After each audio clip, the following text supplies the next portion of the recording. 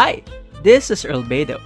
In this video, we're gonna talk about which element in Genshin Impact is the best, gameplay-wise.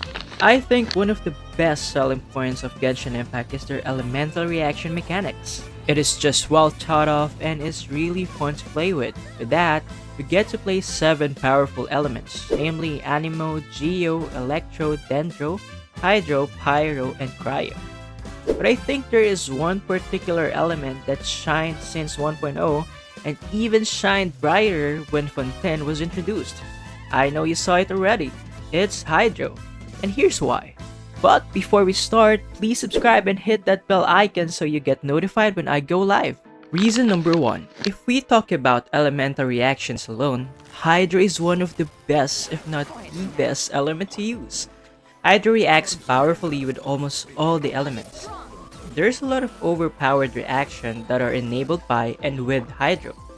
In the earlier versions of the game, we were introduced by Raiden National and other iterations of this team, and a big chunk of damage is contributed by Hydro reaction. Vaporize or Vape is triggered by Pyro and Hydro. This has a huge damage multiplier. And the next one is Electro Charge, which deals damage over time to several enemies. And when Sumeru was released and Dendro was introduced, Hydro becomes even more OP.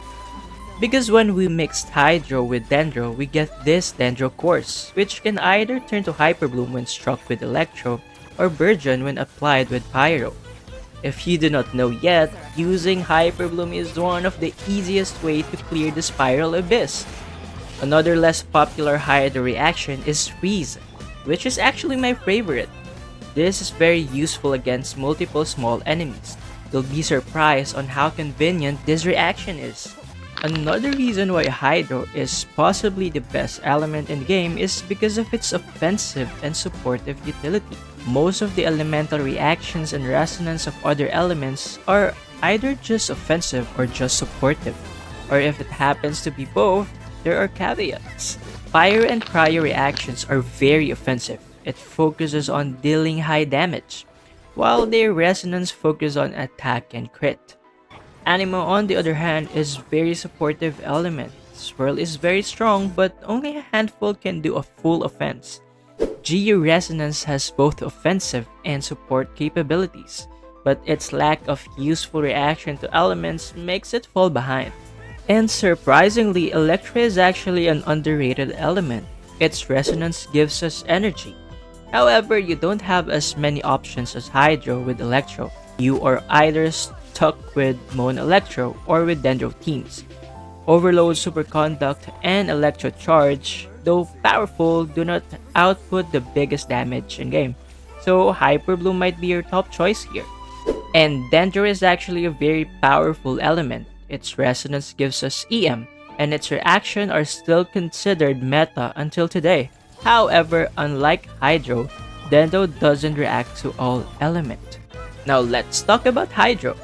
As you saw earlier, Hydro reactions like Vape and Bloom are offensive, but Hydro can also give us crowd control, which is Freeze.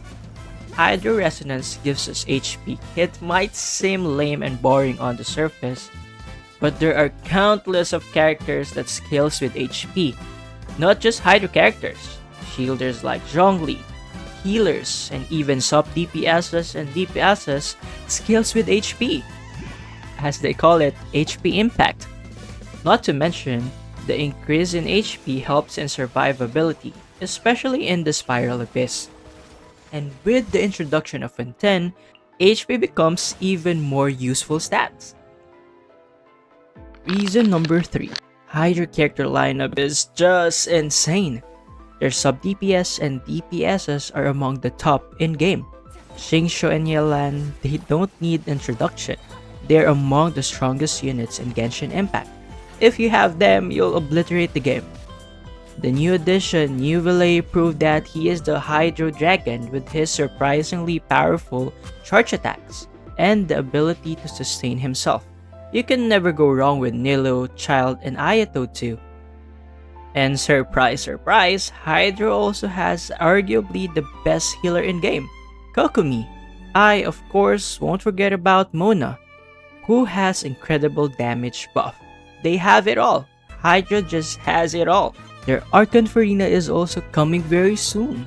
We'll just have to wait how she performs, but given the Archon trend, we should expect a lot from her. Don't get me wrong, all the other 6 elements are very powerful on their own, but Hydra will just bring a lot to the table, and it is a very flexible element from its reactions, resonance, and character lineup.